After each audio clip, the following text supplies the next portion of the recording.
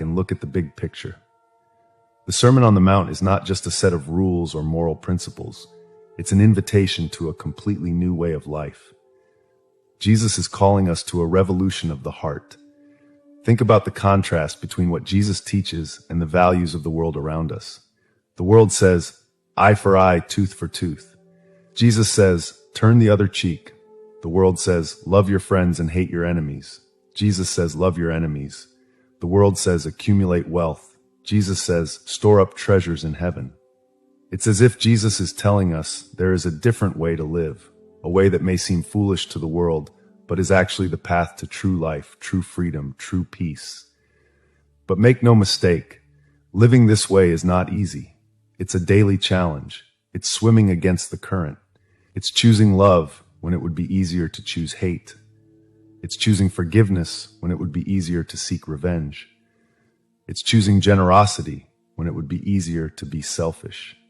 Yet Jesus promises that this path, as difficult as it may be, leads to abundant life. He says, enter through the narrow gate, for wide is the gate and broad is the road that leads to destruction, and many enter through it. But small is the gate and narrow the road that leads to life, and only a few find it. Matthew 7:13-14. This is the heart of the Sermon on the Mount, a call to a different life, a transformed life, a life that reflects the character of God. It's an invitation to be salt and light in a world that often seems tasteless and dark. Now let's delve into how we can apply these teachings in our daily lives. Take, for example, Jesus' teaching on loving our enemies. He says, love your enemies and pray for those who persecute you. Matthew 5:44. It sounds impossible, right? Love our enemies, pray for those who persecute us. But what if we start small? What if the next time someone irritates us in traffic, instead of cursing or making rude gestures, we say a brief prayer for that person? Lord, bless that driver. Maybe they're having a tough day.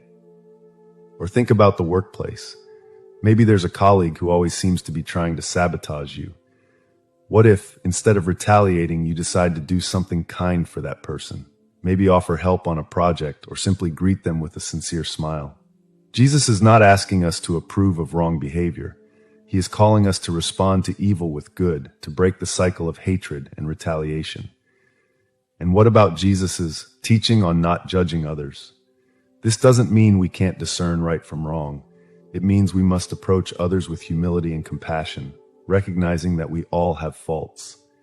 The next time you find yourself harshly judging someone, stop and ask yourself, what circumstances might have led this person to act this way? If I were in their situation, how would I act? This simple shift in perspective can transform how we see and treat others.